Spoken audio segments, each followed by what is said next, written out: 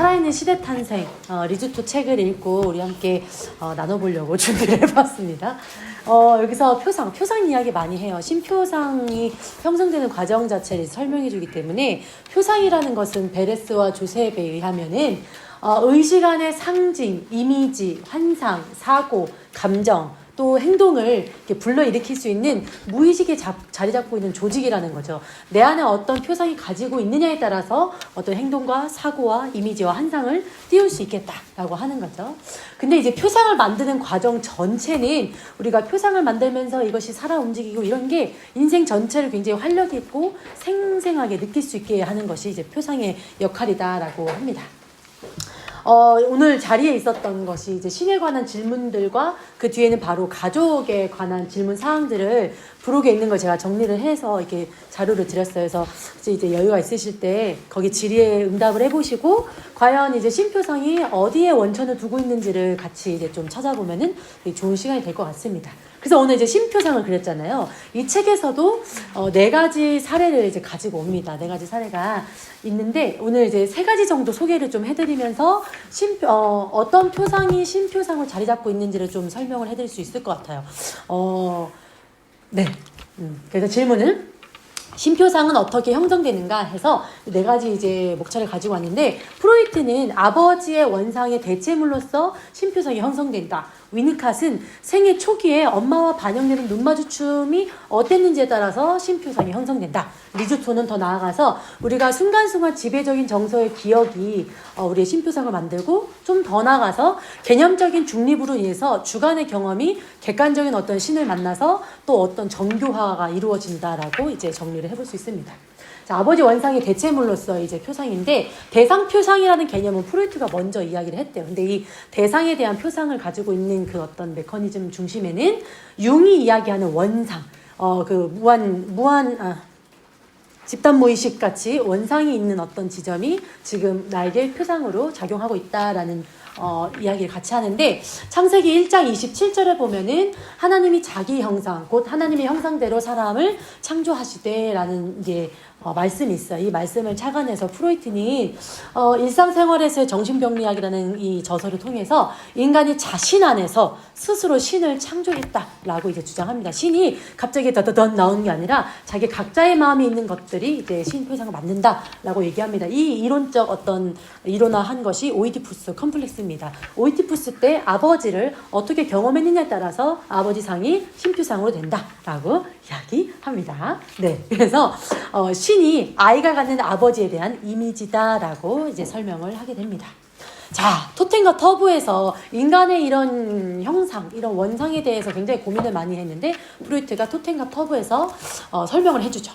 강력하고 폭력적이고 질투심이 많은 그런 어떤 지도자, 즉 아버지가 있었어요. 이렇게 모여 살았던 부족에서 아버지가 있었는데 그 밑에 부족 이제 자녀들이 있었죠. 근데 이제 이 질투 많은 이 지배자가 아들을 이제 추방도 시키고 멀리 보내기도 하고 그랬어요.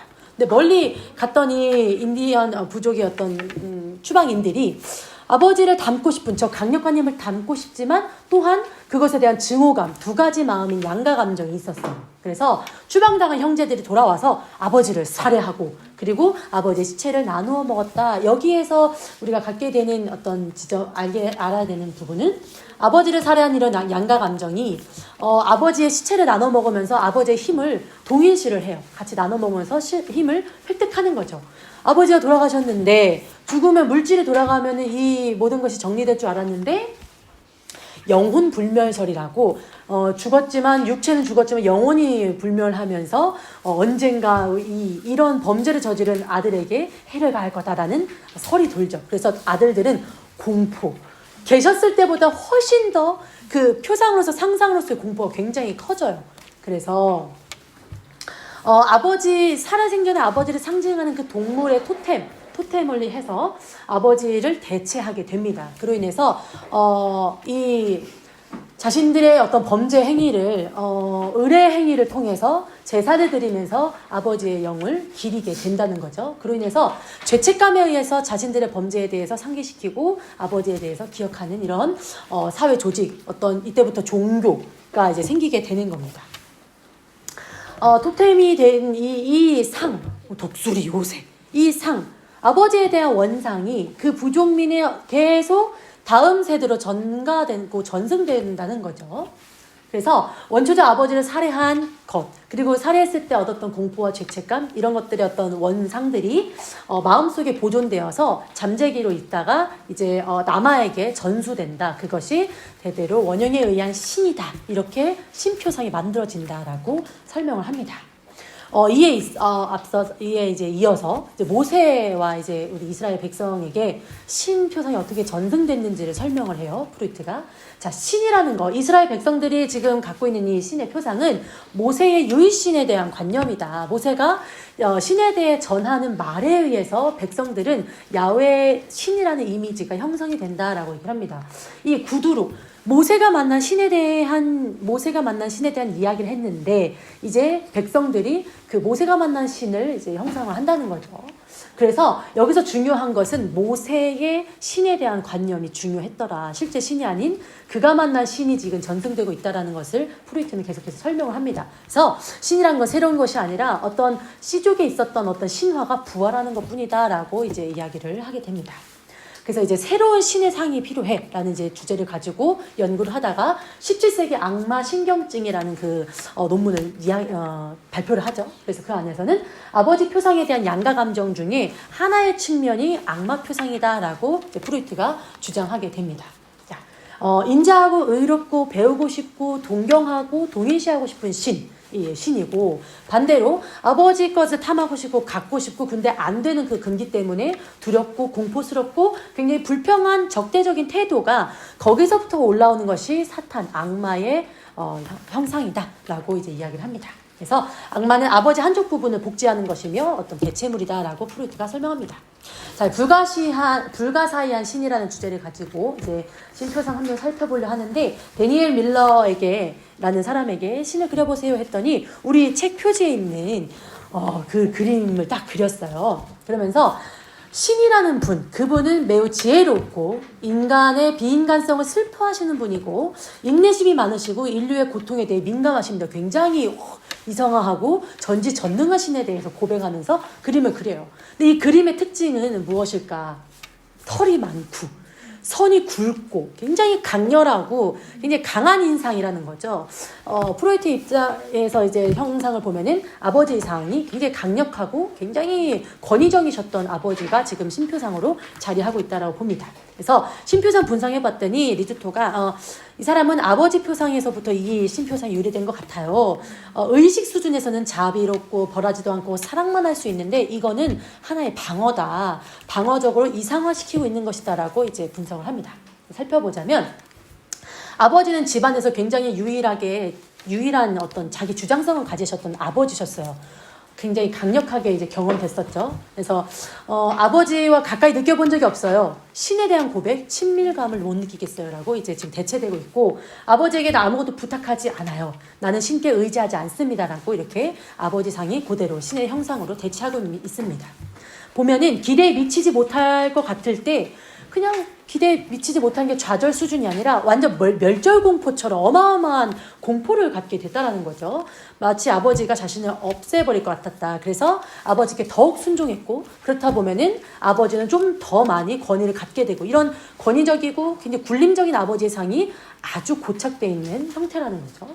27세 내과 의사였었어요. 근데 내과 의사로서 내가 혼자 의료 행위를 할 수 있을까라는 그 불신이 자기 자신에게 있었어요. 굉장히 우울했고 절망스러웠었는데 그래서 이제 건강검진을 받기 시작했어요. 그런데 건강검진 받아보니 내가 죽을 병에 걸린 것 같아. 이거 불치병이야. 그래서 내가 나을 수 있는 유일한 방법은 아버지 자신의 장기를 나한테 기증하는 방법밖에는 다른 수가 없어. 여기서 이제 리즈톤은 분석하기를 보호자, 당당한 성인에 대해서 보호받고자 하는 어떤 욕구가 있었다. 이것이 원시 집단의 무서운 아버지 그 상과 지금 밀접하게 연관이 되어 있다는 거죠.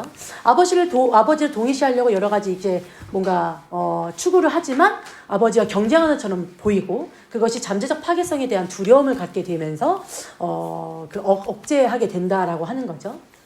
조금 시간이 없어서 좀 빠르게 넘어가도록 하겠습니다. 두 번째는 이제 생애 초기의 눈 마주춤으로 인해서 우리가 신표상이 만들어진다라고 얘기하는데, 이제 위니캇 이론을 가지고 와요. 위니캇. 신은 환상적인 중간 대상이다 얘기를 하면서, 우리 지난주에 이제 위니캇도 많이 배우고 했는데, 중간 영역에서 놀이를 통해서 어떤 신표상의 전조가 있고, 이것의 정교화를 통해, 놀이를 통한 전조화를 통해서 신표상이 만들어진다라고 얘기를 해요. 아이가 엄마에게 반영받는 그 눈빛을 받으면서 자기의 전능감과 고향감, 그것에 대한 어떤 철저한 정교화가 이때 이루어진다라고 하는 거죠. 이것을 지각한다라고 이야기합니다. 위니캅과 쿠왓은 인간이 되기 위해서는 타자, 내가 거울이 될 수 있는 자의 반영받는 경험이 있어야지만이 인간이 된다라고 얘기를 합니다. 그래서 생애 초기에 아이들이 겪는 이런 엄마와의 어떤 양육자와의 직접적인 어떤 눈빛의 교류와 인정해주고 인준해주는 그런 눈빛이 표상의 정교화를 통해 본인이 그 눈빛을 받고 전능감이 있고 내가 창조했어 이런 자신감을 가지고 환상놀이를 막 하다 보면은 표상이 정교화가 돼요. 그래서 종당에 그 아이만의 신표상이 형성된다라고 설명합니다. 거울 속의 신이라고 오더피 사례를 가져왔어요. 오더피는 나는 신이 거울 속에 있는 나라고 생각해. 여기 보면은 신은 거울 속에 있는 나야 라고 생각을 합니다. 그래서 그 문을 열 수 있는 길은 나를 철저히 정직하게 이해했을 때만이 내가 문을 뚫고 나갈 수 있어 라고 이야기합니다. 이것은 자기애적이고 양가적인 애착에 의해서 형성된 어떤 학문기 단계의 신기표다라고 합니다. 반영받고 칭송받았던 것에 대한 어떤 결함 때문에 있는 이런 현상이다라고 얘기를 합니다. 충분히 자기애적 고향감을 줄 수 있는 어머니 경험이 없었어요. 아이들을 전능적이게 이렇게 자기애적으로 자기에 반영해줘야 되는데 그런 어머니 대상이 이제 상실되어 있는 거죠. 그래서 이런 신표상 가지고 있어요. 신이 가까이 계시다고 나는 느끼지 못합니다. 왜냐하면은 신이 있다면 인간의 고통을 중재해주고 막아줘야 되는데 그렇지 않지 않습니까? 라는 신표상을 가지고 있어요. 그 안에는 3세에서 6세까지 어머니에 대한 증오가 있었는데 어머니가 이제 아이에게 주사를 맞추고 침대에 눕혀놓고 방치해뒀었던 거죠. 그래서 그 침대에 누워있을 때 나를 도와주는 사람은 아무도 없었습니다라 하니까 이 자기애적인 어떤 결함으로 인해서 그 자기애적 경로도 굉장히 많아지게 되는 거죠. 그래서 과대적인 자기 표상이 생겨요. 과대적으로 자기를 부풀려야만이 이 파편된 걸 응집할 수 있는 유일한 방법이기 때문에 과대적으로 자기를 표상하고 있는데 태양 눈 마주치면 내 몸이 상하는 거 알지만 저 태양을 내가 뚫고 있어라는 굉장히 과대적인 어떤 표상을 가지고 있죠. 회복이 되지 않고 어머니는 이제 돌아가셨다. 그래서 굉장히 고착됐다라고 얘기할 수 있습니다. 오더피는 정직한 경찰이 되고 싶었어요. 아버님이 법 쪽으로 좀 일을 하고 싶으셨는데 생활고나 여러 가지 상황이 안 좋아서 경찰이 되셨어요. 그래도 인정을 받았지만 종당에는 어머니와의 그 어떤 반영받지 못하는 이 계속된 결함 때문에 경찰 어떤 일도 좀 수월하게 되고 어려워졌었어요. 어느 날 이제 순찰차를 운전하던 중에 그 사고가 났는데 그 사고 난 이후부터 이 오더피가 굉장히 증상자가 된 거예요. 우울하고 분노했고 야위어지고 점점 잠을 못 자고 6개월 이상 동안 근무를 하지 않는 정말 상반된 극단적인 어떤 양태로 이제 뻗어나가죠. 왜 그랬냐면은 자신을 인정해주지 않는 시민들에 대해서 격분하고 다른 사람을 위해 무언가 할 수 있었는데 칭송과 감사가 와야 되는데 그렇지 않은 것에 대해서 굉장히 힘들어했다. 그것은 마치 거절받는 깡통 예수와 같은 어떤 느낌을 받게 됐다라고 합니다. 자신이 이렇게 열정적이고 시간을 투여하는 게 내 가족이 아니라 타자를 위해서 해야 돼라는 것에 대한 전반적인 회의감과 그 어떤 반출을 했다. 그러다 종당에는 침대로 들어가서 아내의 돌봄을 받게 되는 양태. 아까 엄마와 3세와 6세에서 있었던 그 어떤 참 풀리지 않고 소화되지 않은 양태를 퇴행적으로 계속 이행하게 되는 양태로 이제 나타나죠. 그가 그린 이 그림을 보면서 어떤 신표상, 어떤 경험을 통해 신표상이 형성됐냐면 이렇게 얘기를 해요. 나는 신이 내 안에 있다는 걸 알아요. 근데 너무 반대로 그 신을 믿지 못한다. 이게 되게 곤란스러운 거예요. 내 안에 신이 있는데 내가 그 신을 못 믿겠다라는 곤경이 있는 거죠. 이게 이제 잘 원활해지려면 신과 나는 화해해야 돼요 라고 얘기를 합니다. 그 화해의 척도는 신이 정직해야 됩니다 라고 이야기를 하는 거예요. 어떤 정직을 요구하는지. 그가 필요로 하는 정직은 문을 여는 것이었다. 이 문을 여는 건데 이 밑에 이제 그 사람이 이제 고백하는 게 있어요. 그 고백한 거 확대해 봤더니 이제 더 도어리라고 되어 있는데 더가 앞에 있으니까 소문자 D를 써야 되는데 대문자 D를 쓴 거죠. 여기에서 이 문과 어머니상이 뭔가 이제 연결이 있다라는 것이 이제 리투토의 관점이었습니다. 자, 3세에서 6세 주사로 놓았던 어머니에 대한 증오가 있었죠. 그래서 어머니는 문이었고 아버지는 수이였습니다. 그래서 내가 진짜 진정하게 신과 화해하려면 정직하게 저 문이 될 수 있는 어머니상을 내가 통과해야 된다. 신에 대한 지식도 중요하지만 내 자신에 대한 지식으로 들어가는 입구를 통과해야지만이 본질적으로 신과 화해할 수 있겠습니다라는 자기 고백이 있었습니다. 네. 지배적인 정서의 기억을 통해 우리는 신표상을 획득하게 되는데 장피해제는 인간의 마음에 여러 가지 복합적인 어떤 상들이 있지만 그것을 기억하는 것, 그걸로 인해서 우리는 표상, 신표상이 만들어진다를 유추할 수 있죠. 정말 다양한 대상과의 경험들, 강함들, 부드러움, 인정받는 것, 어떤 지지받는 것, 정말 지금도 제가 이제 자기대성 채널과 함께 하고 있는 요런 어떤 표상들, 이미지를 가지고 저의 신표상이 또 달라질 수 있죠. 보면은 살아가는 동안 만나는 사람들로 인해서 우리는 깊은 영향을 받을 때 이 신표상은 변화될 수 있다고 리조토는 이야기하고 있습니다. 자, 신 나의 적이라는 주제를 가지고 피셔 사례를 가지고 왔는데 피셔는 딱 봤을 때 신 누가 봐도 사람이 아니라 사물을 그렸잖아요. 이게 왜 이럴까? 일단 이제 피셔는 부모님 둘 다 굉장히 우울했었고 외롭고 성난 노동자였어요. 사회 체계에 분기라는 것이 소화되지 않은 성난 노동자였었고 어머니는 일생 동안 정신과 치료를 받았고 공포증과 의존성이 굉장히 강했던 어머니였습니다. 그래서 수년 동안 기초생활수급도 받고 나라에서 정신과 치료도 같이 병행할 정도로 굉장히 문제가 많았던 가정이었었어요. 그래서 피셔는 감정 상태가 전반적으로 극단적인 이상화시키고 뭔가 희망, 상상계적 희망을 갖는데 정말 반대로 낙담과 자기애적 분노감이 이제 서려 있는 거죠. 그림을 보면 선의 명확한 어떤 그 선 굵기 이런 것들이 어떤 상태를 표현하고 있죠. 근데 지금 가정 환경을 보면은 따스하고 깨끗하며 밝은 빛이라고 표현할 수 없을 것 같은데 왜 저렇게 극단적으로 이상화가 되어 있을까? 이 그림의 원천은 어디 있을까라고 리조토는 이제 질문하게 됩니다. 태양이라는 것 자체는 사람 자체가 아니잖아요. 이 안에 사람에 대한 냉소적인 어떤 판단이 있었던 거죠. 그래서 대상이라는 건 나한테 거저를 주지만 사물이라는 것은 하염없이 그냥 나한테 따스함을 주지. 하염없이 따스함을 그냥 주는 것에 대한 결여적인 어떤 경험이 지금 그림을 만들고 있는 거죠. 그래서 대상에게 바램과 갈등을 완전 제거시킨 것이고 사랑을 주고받는 능력 자체를 제거했다라고 리조토는 분석을 합니다. 근데 일시적으로나마 신 이미지가 있었어요. 할머니와의 그 잠깐의 어떤 경험으로 인해서 인격적인 신을 만났다라는 거죠. 그래서 할머니는 정서적으로 유일하게 의지할 만했고 그녀에게 사랑의 감정을 전해줬던 유일한 인물이었다. 비록 짧은 순간이었지만 인격적으로 신과 대화할 수 있는 그의 능력은 어디서 왔느냐면은 할머니와 일체 경험을 하고 할머니가 여실히 이제 사랑하는 손녀로서 대해줬기 때문이다라고 합니다. 할머니는 항상 가까이 계셨고 많은 선물도 줬고 유일하게 자신을 특별한 존재로 생각하게끔 잘해줬다. 이것이 때때로 나는 신과 대화할 수 있고 외로울 때 친근감을 느낄 수 있기 때문에 인격적인 신을 믿어요라는 표상이 생겼다. 정말 열악한 상황과 정말 문제가 많은 가정이지만 어떤 지배적인 정서 한 번의 그 기억, 그 어떤 기억으로 신표상이 형성이 될 수 있다라는 거죠. 밝고 깨끗한 따뜻한 느낌, 이 신체적인 느낌은 도대체 어디서 왔을까? 먼저는 어린 시절에 이런 따스함을 받고자 했던 절절한 바람이 있었다. 이것을 방어적인 행동으로 세련되게 승화시켰다라고 얘기를 하고 두 번째는 할머니와의 경험이 신체적인 느낌 이상으로 의사소통할 수 있는 그런 인격적인 경험을 제공했기 때문에 이런 따뜻한 표현이 잠깐이나마 있었다라고 얘기합니다. 그 다음에 이제 개념적인 신에 대해서 우리는 주관해서 나아갈 수 있게 되는데 3살이 되면은 저는 아직 아이를 안 키워봐서 왜 공포 엄마들이 겪는 그놈의 왜 시기가 있다 하잖아요. 이 모든 것에 대해 왜라는 의문을 갖기 시작하는 때가 있잖아요. 그래서 엄마, 아이는 어떻게 나? 아빠랑 엄마랑 친하면 돼.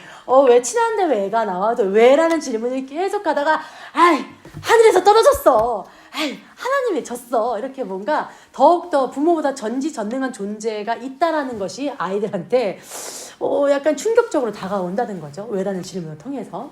과학적으로 설명이 어떤 만족이 되지 않을 때 신이 이 모든 것을 행했다는 최상의 존재에 이르러서야 이 왜라는 게 끝이 난다는 거죠. 그러면서 자기 안에서 아이가 가지고 와서 고민하고 정교하게 표상을 만든다는 거죠. 그래서 뭐에 놀랐냐면 위대한 존재 앞에 내가 생각했을 때 부모가 가장 전지전능인데 그 이상의 존재가 있대.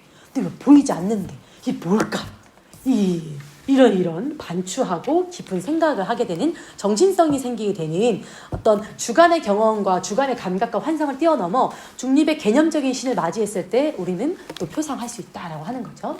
우리는 심리적으로 균형을 얻기 위해서 이런 개념적인 어떤 신을 맞이하게 돼요. 내가 아무리 주관의 세계에서 열심히 산다고 해도 법 없이 살 사람이라고 해도 거짓이 없다 해도 개념적이고 객관적이고 중립적인 신 안에서 이게 걸러지더라고요. 그래서 그로 인해 겪게 되는 이 실제를 통해서 묻고 중립에서 이 현상에 대해서 묻고 왜 이러는지에 대한 데이터 없음에 대해서 묻고 물으면서 깨닫게 되는 신의 어떤 존재, 이것이 참 우리의 깊은 표상인 거죠. 그래서 성숙과 믿음에 대해서 이야기하는데, 믿음이라는 것, 너가 뭘 믿어? 믿는다는 게 뭐냐라고 했을 땐 구체적인 사실을 다룰 때, 그리고 신개념과 신이미지, 신개념으로서 중립이 있는 어떤 텍스트와 나의 어떤 결에 의해서 표상되는 하나의 결, 그것의 사이에서 개념적인 것과 정서적인 차이를 명료화하는 행위, 그것이 이제 믿음. 우리 교회 다녀도 믿음을 주세요, 주시옵소서 해서 과연 이제 그 행위고, 진짜 믿음을 요한다면 하나님을 아는, 신을 아는 지식이 훨씬 더 많이 필요하다. 감각적이고 경험적인 신이 있었다면 정말 객관으로서 개념적인 신을 우리가 맞이했을 때 심리적으로 하나에 치우쳐 있는 것이 균형을 잡게 된다라고 이제 이야기를 합니다. 그래서 이런 내 의도와 상관없이 당연히 일어날 수밖에 없는 것들에 대한 작인, 그것과 철학에서 얘기하는 실존을 설명하고 있는 이런 전제들이 이것은 엄중하고 엄격한 어떤 중립의 어떤 법과 질서인 거예요. 내가 아무리 어떤 사변의 어떤 생각이 있더라도 그 중립의 법칙 안에서 나아가야 된다는 거죠. 그래서 이제 종교인이 신과의 관계를 생생하고 이럴 때 강렬하게 느낀다라고 이야기합니다. 그래서 말씀을 해석해낸다. 내 삶을 말씀에 끼워 맞추는 게 아니라 말씀 자체에 나의 어떤 것들이 잘 이제 순복하고 그 안에서 다시 명명됐을 때가 해석이다라고 하는 거죠.